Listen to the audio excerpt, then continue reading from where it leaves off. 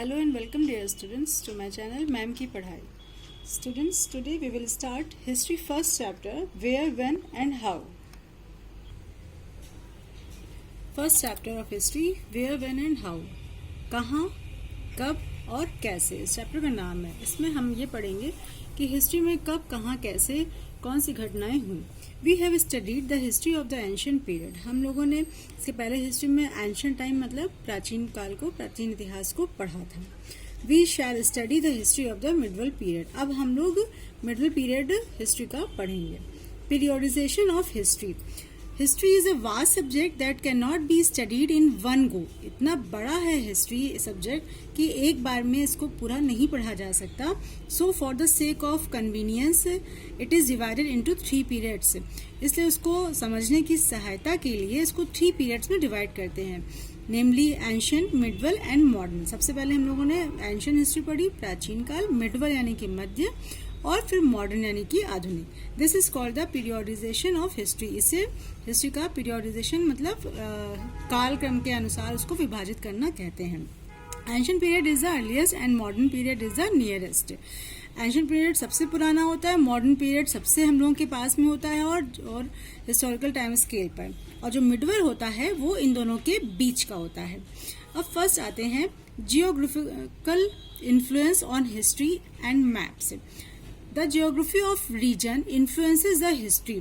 Geography का मतलब वैसे तो होता है भूगोल, लेकिन यहाँ पर आएगा कि किसी भी क्षेत्र का प्रभाव जो होता है वो हिस्ट्री पर बहुत पड़ता है.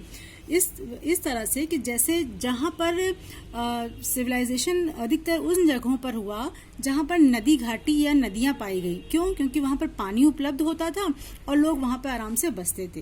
तो देखिए, places with an unfavourable environment are sparsely populated. Unfavourable मतलब वो स्थान जहाँ पर उनके फेवर में वो जगह नहीं रहती थी या उनकी फेवर में वो जलवायु वहाँ की नहीं रहती थी, वहाँ पर जो पॉपुलेशन यानी कि जो जनसंख्या होती थी स्पेशली मतलब बहुत कम होती थी, लोग वहाँ बहुत कम बसते थे. There are many records of Indians using some form of maps and drawing even during the ancient times. और हम लोगों के पास बहुत से ऐसे रिकॉर्ड भी हैं जिसमें हम भारतीयों ने बहुत से ऐसे मैप्स और ड्राइंग को यूज किया था एंशिएंट टाइम मतलब प्राचीन समय में, जिससे कि हम लोग सही जगह पर, सही जियोग्राफिकल या फेवरेबल जगह पर वो लोग रह सकें. Pole star and other constellations had been discovered and charted by Indian scholar. और जो पोल स्टार है और उसके अलावा जो कॉन्स्टलेशन मीन्स सितारों की जो एक खास बनावट होती है वो कॉन्स्टलेशंस कहलाती है. इसका भी कहा जाता है कि इंडियन विद्वानों ने, भारतीय विद्वानों ने ही उसकी भी खोज की थी. Long before their importance was realise by the others. और बहुत सालों बाद इस चीज को अलग लोगों ने इस बात को विश्वास किया और इसको नेविगेशनल पर्पस से यूज किया जाने लगा. नेविगेशन का मतलब होता है पानी के थ्रू यात्रा करना.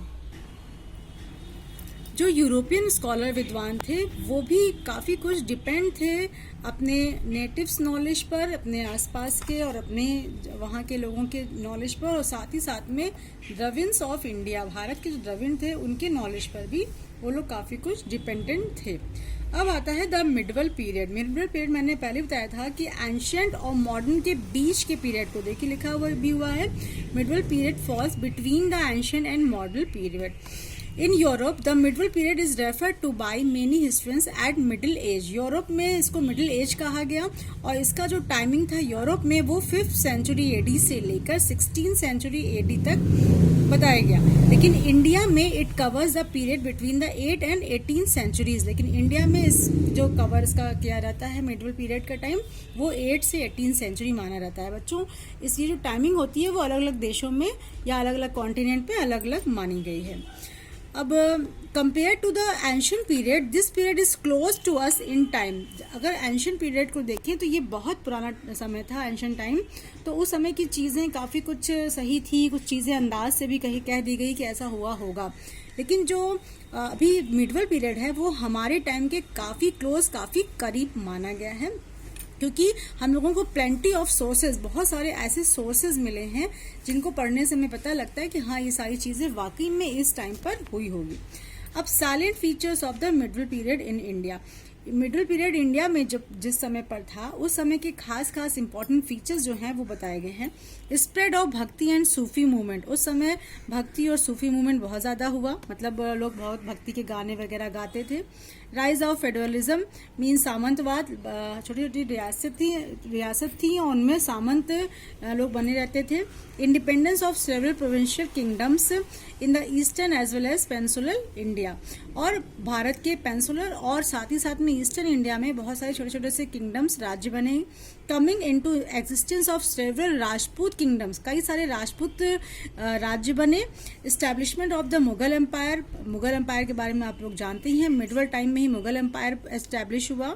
और rise of Marathas and Sikh, Maratha और सिख का अभ्युदय हुआ। Arrival of the Turks from the north west and establishment of the Delhi सल्तनत, और तुर्कों का आक्रमण और साथ ही साथ में दिल्ली सल्तनत का एस्टेब्लिशमेंट। तो ये खास पॉइंट है जो कि मिडवल पीरियड में इंडिया में घटित हुए थे।